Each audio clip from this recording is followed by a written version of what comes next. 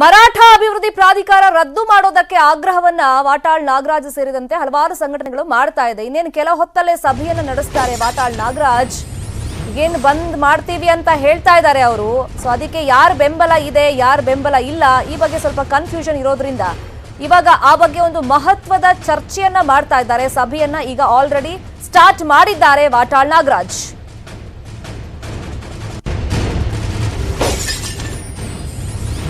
ಎಲ್ಲ ಕನ್ನಡ ಪರ ಸಂಘಟನೆಗಳು ಭಾರಿ ಅಭೂತಪೂರ್ವಕವಾಗಿ ಎಲ್ಲರೂ ಒಂದಾಗಿ ನಿಲ್ಲಬೇಕಾದಂತ ಪರಿಸ್ಥಿತಿ ನಿರ್ಮಾಣ ಆಗಿದೆ. ಇಲ್ಲ, ಕನ್ನಡ ಕರ್ನಾಟಕ ಕೇಳೋರಿಲ್ಲ. ಸಮಗ್ರ ಕರ್ನಾಟಕದ ಎಲ್ಲ ಕನ್ನಡಿಗರಲ್ಲಿ ಕಳಕಳಿ ಮನವಿ ಮಾಡ್ತೀನಿ. ನಿಮ್ಗೆ ಯಾವ್ಯಾವ ರೀತಿ ಪ್ರಚಾರ ಮಾಡ್ಬೋದು ಬಂದ್ ಅಂತ ಹೇಳಿ ಎಲ್ಲ ಕಡೆ ಪ್ರಚಾರ ಮಾಡಿ. 5ನೇ ತಾರೀಕು ಬೆಳಿಗ್ಗೆ 6ರಿಂದ ಸಂಜೆ 6ರವರೆಗೆ ಬಂದ್ ಶತಸಿದ್ಧ. ಯಾವುದೇ ಕಾರಣಕ್ಕೂ ಬಂದ್ ನಿಲ್ಲೋದಿಲ್ಲ. ಗಂಭೀರವಾಗಿ ನಾನು ಯಾವುದನ್ನು ಬಿಚ್ಚಿ ಹೇಳಕ್ ಹೋಗೋದಿಲ್ಲ. ಅಪಪ್ರಚಾರ ಮಾಡಬೇಡಿ, ಅದೆಲ್ಲ ಆಗೋದಿಲ್ಲ. ನಿಮ್ಮ ಅಪಪ್ರಚಾರ ನಡೆಯೋದಿಲ್ಲ. ಗಂಭೀರವಾಗಿ ಸರ್ಕಾರ 30ನೇ ತಾರೀಕಿನವರೆಗೆ ಗಡುವು ಕೊಟ್ಟಿದ್ದೀವಿ. ನೀವು ಹಿಂದಕ್ಕೆ ಪಡೆದು ಬಿಡಿ, ಜೈಲಿಗೆ ಹಾಕಿಸ್ತೀರಾ, ತಯಾರಾಗಿದ್ದೀವಿ. ನಮ್ಮ ಮೇಲೆ ನಾನಾ ಥರ ಕೇಸ್ಗಳು ಹಾಕೋದಕ್ಕೆ ಈಗಾಗಲೇ ತಯಾರಾಗಿದ್ದೀರಿ. ನಾನು ಮಾನ್ಯ ರಂಗನಾಥ್ ಅವರಲ್ಲಿ ಕಳಕಳಿಯಿಂದ ಮನವಿ ಮಾಡ್ತೀನಿ. ಈ ವಿಚಾರ ತಮಗೆ ನಾವು ವಹಿಸ್ತೀವಿ, ತಾವು ನೋಡ್ಕೊಳ್ಳಿ ಅಷ್ಟೇ. ನೀವು ನಮಗೆ ಈ ವಕೀಲರ ಇದರಲ್ಲಿ ನೀವು ನಮ್ಮ ಮುಖಂಡರು, ಅದ್ರಲ್ಲಿ ಬೇರೆ ಮಾತೇ ಇಲ್ಲ. ನೀವು ನಮ್ಮದು ನೋಡ್ಕೊಳ್ಳಿ, ನಾವು ಬೀದಿಲಿ ಇರ್ತೀವಿ. ಜೈಲಿಗೆ ಹೋಗಕ್ಕೆ ಸಿದ್ಧ. ಯಡಿಯೂರಪ್ಪನವರೇ ಬಿಟ್ಬಿಡಿ ಈ ಕಥೆನ. ಜೈಲಿಗೆ ಕಳಿಸಿದ್ರೆ ಹೋಗ್ತೀವಿ. ಏನಿದು? ನಿಮ್ಮನ್ನು ಯಾರು ಮರಾಠ ಮಂಡಳಿ ಮಾಡಿ ಅಂತ ಹೇಳಿದವರು ಯಾರು? ಇದು ಬಸವ ಕಲ್ಯಾಣ ಚುನಾವಣೆಗಾಗಿ. ಬಸವ ಕಲ್ಯಾಣದಲ್ಲಿ ಚುನಾವಣೆ ನೀವು ಮರಾಠ ಮಂಡಳಿಯವರು ಕೊಟ್ರಿ. ಬಸವನ ನಾಡು, ಅದರ ಬಗ್ಗೆ ನೀವೇನು ಮಾತಾಡಲಿಲ್ವಲ್ಲ. ಬಸವನ ಕೋಟೆ, ಅದರ ಬಗ್ಗೆ ನೀವೇನು ಮಾತಾಡಲಿಲ್ವಲ್ಲ. ಉಳಿವಿ, ಬಸವ ಕಲ್ಯಾಣದ ಉಳಿವಿ, ರಾಷ್ಟ್ರೀಯ ಹೆದ್ದಾರಿ, ಬಸವಣ್ಣನ ಹೆಸರಿಡಬೇಕು, ಅದ್ರ ಬಗ್ಗೆ ನೀವೇನು ಮಾತಾಡಲಿಲ್ವಲ್ಲ. ಯಾವುದೂ ಮಾತಾಡದೆ ನೀವು ಇಲ್ಲಿ ಮರಾಠ ಮಂಡಳಿ ಕೊಟ್ಟಿರೋದು ಮುಂದಿನ ದಿನಗಳಲ್ಲಿ ಸುಮಾರು ಕರ್ನಾಟಕದಲ್ಲಿ ಒಂದು 100 ಪ್ರಾಧಿಕಾರ ಮಾಡಬೇಕಾಗುತ್ತೆ. 100-200 ಪ್ರಾಧಿಕಾರ ಮಾಡಬೇಕಾಗುತ್ತೆ. ಗಂಭೀರವಾಗಿ ಹೇಳ್ತಾ ಇದ್ವಿ. ಎಲ್ಲ ಕಡೆ ಎಚ್ಚರದಿಂದ ತಾವೆಲ್ಲರೂ ಒಗ್ಗಟ್ಟಾಗಿ ಬಂದು 100ಕ್ಕೆ 100 ಬೆಂಗಳೂರು ಸಂಪೂರ್ಣ ನಿಲ್ಲಬೇಕು. ಅನಂತ್ ಸುಬ್ರಾಯರಿಗೆ ಕಳಕಳಿಯಿಂದ ಮನವಿ ಮಾಡ್ತಾ ಇದ್ದೀನಿ. ಈಗಾಗಲೇ ಮಾತಾಡಿದ್ದೀನಿ ನಿಮಗೆ. ಬಸ್ಗಳು ನಿಲ್ಲಬೇಕು. ಅನಾಹುತ ಆದರೆ ನಾವಲ್ಲ, ನಾವು ಜವಾಬ್ದಾರಿ ಅಲ್ಲ. ನಿನ್ನೆ ತಾನೇ ನಾನು ನಾರಾಯಣಗೌಡರ ಜೊತೆಲಿ ಮಾತಾಡಿದ್ದೀನಿ ಬಳ್ಳಾರಿಯಲ್ಲಿ. ನಾನು ಅವರು ಬಹಳ ಆತ್ಮೀಯರು. ಪ್ರವೀಣ್ ಕುಮಾರ್ ಶೆಟ್ಟಿ ಆತ್ಮೀಯರು. ನಾವೆಲ್ಲ ಇಲ್ಲಿ ನಮ್ಮ ಡಿಫರೆನ್ಸ್ಗಳಿದೆ ಅಂತ ನಾವೆಂದೂ ತೋರಿಸ್ಕೊಳ್ಳೋ ಪ್ರಶ್ನೆ ಇಲ್ಲ. ಆದ್ರಿಂದ ನಮ್ಮ ಒಕ್ಕೂಟದ ಸ್ನೇಹಿತರಲ್ಲಿ ನಾನು ಬಹಳ ಪ್ರೀತಿ ಅಭಿಮಾನ ಹೇಳಿ ಈಗ ಒಕ್ಕೂಟ ಭದ್ರವಾಗಿದೆ. ಒಕ್ಕೂಟ ಈ ವಿಚಾರದಲ್ಲಿ ಎರಡನೇ ಪ್ರಶ್ನೆ ಇಲ್ವೇ ಇಲ್ಲ. 5ನೇ ತಾರೀಕು ಬಂದ್ ಶತಸಿದ್ಧ. ಯಾವುದೇ ಕಾರಣಕ್ಕೂ ಬಂದ್ ನಿಲ್ಲೋದಿಲ್ಲ. ಇದ್ರ ಜೊತೆಗೆ ಇದೇ ಸಭೆಯಲ್ಲಿ ಬಳ್ಳಾರಿ 2 ಭಾಗ ಆಗೋದಕ್ಕೆ ನಮಗೆ ಒಪ್ಪಿಗೆ ಇಲ್ಲ. ಆದ್ರಿಂದ ಎಲ್ಲರೂ ಬಂದ್ಗೆ ಸಂಪೂರ್ಣ ಬೆಂಬಲ ಕೊಡಬೇಕು ಅಂತೇಳಿ ಕೈ ಮುಗಿದು ಕಳಕಳಿಯಿಂದ ಮನವಿ ಮಾಡ್ತಾ ಇದ್ದೀನಿ. ನಮಸ್ಕಾರ.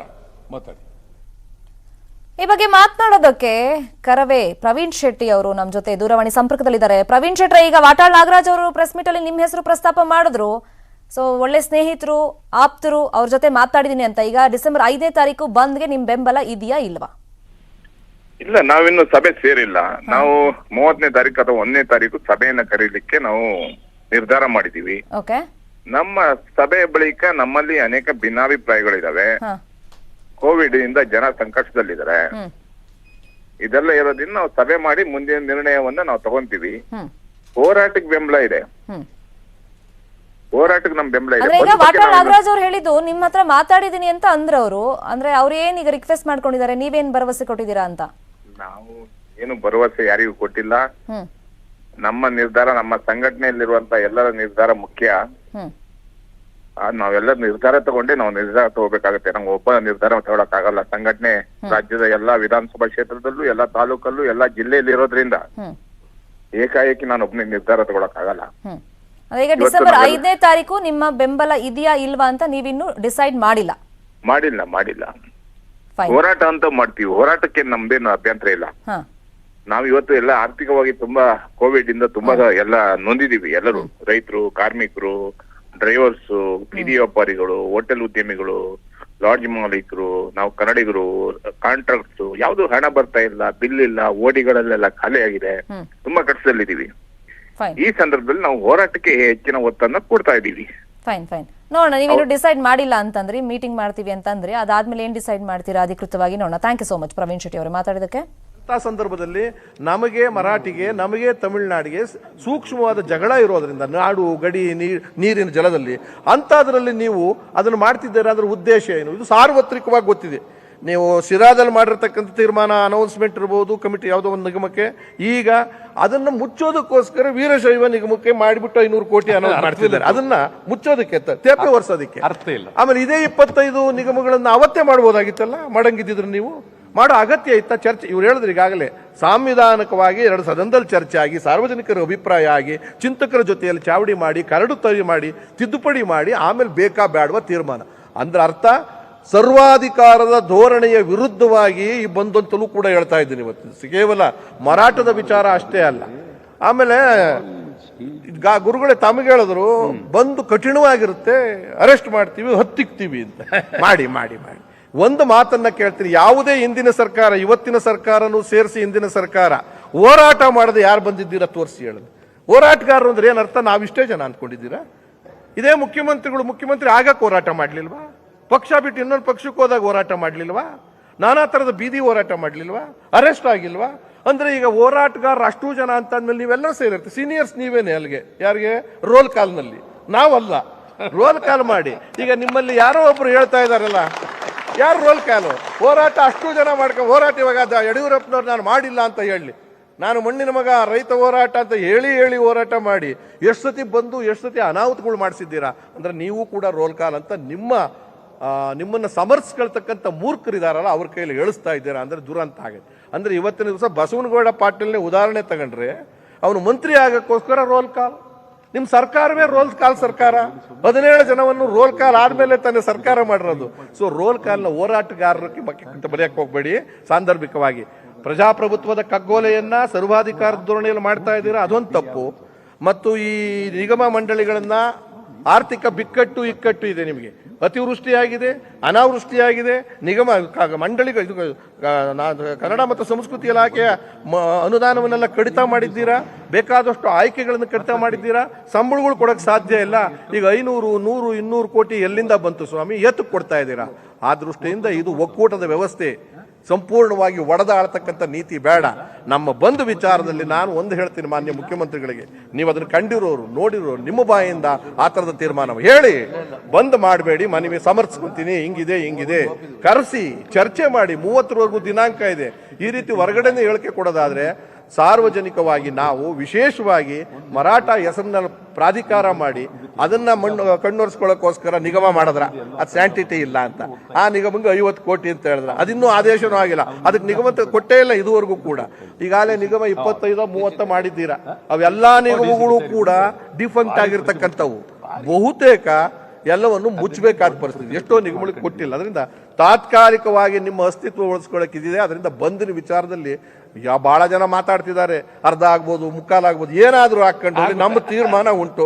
ಬಂದು ಯಾತಕ್ಕೋಸ್ಕರ ಮಾಡಿದ್ದೀವಿ? ಜೈಲಿಗೆ ಹೋಗಿಸಿದ್ದ ನಾಡು ನುಡಿ ಗಡಿ ಈ ಜಲ ಈ ಹೋರಾಟದಲ್ಲಿ ಈ ಸಂವಿಧಾನದ ಕೊಲೆ ಮಾಡಿರೋದಕ್ಕೋಸ್ಕರ ನಾವು ಹೋಗ್ತೀವಿ, ಬೇಯ್ಲು ತಗೊಳ್ಳಲ್ಲ ಅಂತ ಹೇಳಿದ್ದಾರೆ. ನಾವೆಲ್ಲರೂ ಅದಕ್ಕೆ ಬದ್ಧ ಅಲ್ವೇನ್ರಪ್ಪ? ಬೇಯ್ಲು ತಗೊಳ್ಳದೆ ಇರೋದಕ್ಕೆ ಅದ್ರ ಬಗ್ಗೆ ಯೋಚನೆನೇ ಇಲ್ಲ ಅಂತ ಹೇಳಿ ಬಹಳ ಜನ ಮಾತಾಡೋದ್ರಿಂದ ನಮ್ಮ ಒಕ್ಕೂಟದಿಂದ ಮತ್ತೊಮ್ಮೆ ಮನವಿ ಮಾಡ್ತೀನಿ, ಯಾರ್ಯಾರು ಇನ್ನೂ ಅತಂತ್ರವಾಗಿ ಅಂದ್ರೆ ಚಿಂತನೆ ಮಾಡ್ತಿದ್ದೀರಾ, ಮಾಡೋದಾ ಬೇಡವಾ ಅನ್ನೋದಕ್ಕೆ ಚಿಂತೆ ಮಾಡಬೇಡಿ. ಇದು ಒಕ್ಕೂಟವಾಗಿ ನಾವು ಆಗಲೇ ಹೇಳಿದ ಸಂಘಟಿತವಾಗಿ ಹೋರಾಟ ಮಾಡ್ತಾ ಇದ್ದೀವಿ, ವೈಯಕ್ತಿಕವಾಗಿ ಯಾರ್ದೂ ಇಲ್ಲ. ಮತ್ತು ನಮ್ಮ ಸಂಘಟನೆಗಳು ಬಹಳ ಮುಖ್ಯ ಅಲ್ವಾ? ಒಟ್ಟು ರಾಜ್ಯದ ಹಿತದೃಷ್ಟಿ, ಈ ಸರ್ಕಾರದ ಯಾವ ಸರ್ಕಾರ ಇದು ಮಾಡಿದ್ದಿದ್ರು ಕೂಡ ನಾವು ಇದೇ ಕೆಲಸ ಮಾಡ್ತೀವಿ. ಸರ್ಕಾರಗಳು ಯಾವುದೇ, ಇನ್ನೂ ಒಂದು ಹೇಳ್ತೀನಿ ನಾನು ಸ್ವಲ್ಪ ಮುಂದುವರೆದು, ಬೇರೆ ಪಕ್ಷಗಳು ಪ್ರಬಲವಾಗಿರ್ತಕ್ಕಂಥ ರಾಜ್ಯ ಆಳಿರುವ ಪಕ್ಷಗಳು ಕಠಿಣವಾದ ತೀರ್ಮಾನಗಳನ್ನು ಹೇಳಬೇಕು, ಈ ವಿಚಾರದಲ್ಲಿ ನಮ್ಮನ್ನು ಬೆಂಬಲಿಸಬೇಕು ಅಂತ ನಾನು ಕೇಳ್ತಾ ಇದ್ದೀನಿ. ಅದು ದೊಡ್ಡ ಪಕ್ಷ ಕಾಂಗ್ರೆಸ್ ಇರ್ಬೋದು, JDS ಇರ್ಬೋದು, ಇನ್ಯಾವುದನ್ನ ಪಕ್ಷಗಳನ್ನು ನಮಗೆ ಬೆಂಬಲಿಸಿ ಈ ವಿಚಾರದಲ್ಲಿ. ನಿಮ್ಮ ಧೋರಣೆ ನಿಗಮದ ಬಗ್ಗೆ ಇಲ್ಲದೆ ಇದ್ರ ಚಿಂತೆ ಇಲ್ಲ, ಇವತ್ತು ಮಾಡಿರ್ತಕ್ಕಂಥ ಪರಿಸ್ಥಿತಿಗೆ ಬೆಂಬಲ ಕೊಡಬೇಕು ಅಂತ ಅವ್ರನ್ನು ಕೂಡ ನಾನು ಇದ್ರ ಮುಖೇನ ಬೇಡ್ಕೊತಾ ಇದ್ದೀನಿ. ನಿಮಗೂ ಕೂಡ ಹೆಚ್ಚು ಪ್ರಚಾರ ಮಾಡ್ತಿದ್ದೀರಾ, ಇದು ಹೆಚ್ಚು ಜಯಶೀಲ ಆಗೋದ್ರೆ ಇದರ ಪರಿಹಾರ ಸಿಕ್ಕೋ ರೀತಿಯಲ್ಲಿ ನಮಗೆ ಬೆಂಬಲವನ್ನು ತಾವು ಕೊಡಿ ಅಂತ ಹೇಳ್ತೇನೆ. ಧನ್ಯವಾದ.